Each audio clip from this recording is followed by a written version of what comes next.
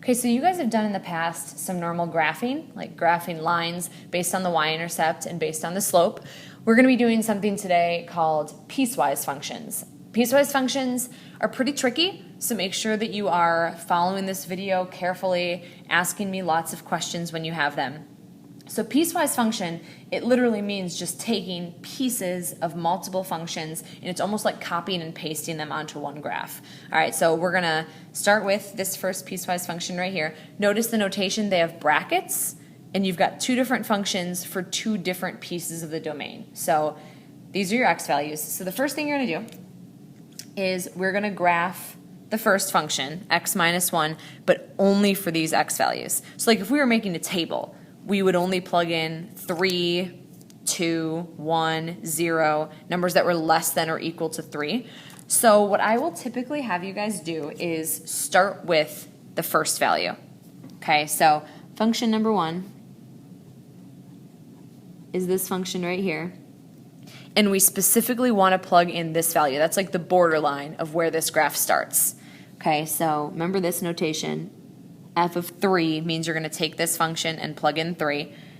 So with this function, I'm going to replace the x with a 3, and 3 minus 1 gives us 2. All right, so that means when I plug in 3, I get a y value of 2. So we're going to start plotting our graph over here just with that one single point. So when I plug in an x value of 3, I get a y value of 2. Okay, so now this next part is important. Remember the open and closed circles when you're doing number lines? You will also use open and closed circles on these graphs. Okay, so since it says less than or equal to, because I have the or equal to, I use a closed circle. So at the point 3, 2, I will use a closed circle. All right, now from there, once you have that starting point, you can basically just use the slope. So you don't have to necessarily plug in 2 and 1 and 0. You could if you wanted to. That's one way, and I can show you how you do that. Then you just start plugging in smaller and smaller values because it says you want all the values less than 3. So if you plug in 2, you get 2 minus 1, which is 1, and then we can plot the point 2, 1 right there. Then you could plug in 1 because that number is also something less than 3. Plug it into this function right here. 1 minus 1 is 0. So you have a point right there. You could keep doing it that way, and you could keep plotting as far left as you wanted.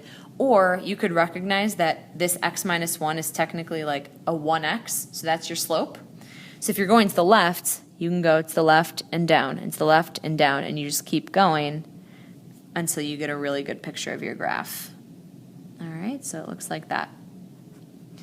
So that's a piece of our graph. That's why we call it piecewise-defined functions. So if you look at this line, it does have a y-intercept of -1, and it does have a slope of +1. So that's just a piece of our graph. Then this next part, graph 2, this is just the f of x equals -1. Remember when it's just a number like that, that's a horizontal line. Okay, so this graph right here is a horizontal line where the y value is always -1. So starting at x equals 3, which is right here, we're going to go down to a y value of -1. Now, since this is just greater than and not greater than or equal to, we're going to start it off with an open circle, not a closed circle. Okay, and then for every x value bigger than 3, 4, 5, 6, the y value is just a -1. So that's going to be a horizontal line from there. All right, so that is how those work. So you plug in your first point, either make an open or closed circle, and then from that point, you just follow what the graph should look like, but only in the specified domain. All right, so now, last part of this is identifying domain and range. So the domain, all of my x values get hit. I break them up into two pieces, but they all eventually get hit. So my domain is all reals. All possible x values will eventually get covered. And then range would be my y values. Now, this arrow means that I keep going lower and lower and lower and lower. So there's no lower bound to where my y values go, but this is the highest y point on the graph. Okay, I don't ever have any points higher than this point. So 2 is my highest y value, and I cover all of the values below that. So y can be anything less than or equal to 2. All right, so that's how to graph them. Let's look at how to identify them. So for example 2, we've got these two pieces, and we're going to write the piecewise-defined function this time. Okay, so f of x equals, and then you have these big curly brackets just like the page on the front, and you're just going to fill in the blanks. All right, now it's actually going to be really, really useful for us here to have a ruler. So just like I did in the last video, if you have a ruler and follow along, great. Because remember with our lines, they all look like this, y equals mx plus b. So it's really important that we know what the slope is and that we know what the y-intercept is. So since like this one, it doesn't go far enough to see a y-intercept, I'm just going to connect where that line would be. So I'm going to line up my ruler right with this line, and then just follow it and see where it would go. Okay, so it looks like that. And now mine's, obviously I'm not doing a good job, it looks like it would hit right there at -1. Okay, so the first one, I know I have a y-intercept of -1. Now let's look at this slope. Okay, so see how I've got a point right here, and then it would end up hitting right here. So my slope, I go down 2 units, because see this axis is scaled. I go down 2 units, and then over to the right 2, 4, 6. So my slope is -2/6. And that, of course, reduces down to -1/3. So I have a -1/3 x minus 1. That's my first line. My slope is -1/3. I kind of counted it out here. My y-intercept would be -1 if my graph extended that far. And then you say if, and then you talk about a certain range of x values. Okay, so it goes off to the left. So that's definitely a less than. The circle is closed, so I have a less than or equal to. And this x value is a -3. See, this line is a -2, this line is a -4, so that must be at -3. So for any x value to the left of -3, this is the line that I can see on my graph. Okay, next would be this middle piece right here. That's just a horizontal line. It's on 2. Like this is 2, 4, 6. So it's just a horizontal line at 2. And then we say if, now this is a 3-piece inequality. It starts at -3. It's an open circle, so this is just a less than. This is an open circle, so this is just a less than. Remember, this is how you write your 3-piece inequalities. And then it picks up at 1. This line is 2, so that dot must be at 1. So from x equals -3 to x equals +1, I just have a horizontal line at 2. So that's my next piece. Third piece. We want to extend this down so we can see exactly where our y-intercept would be.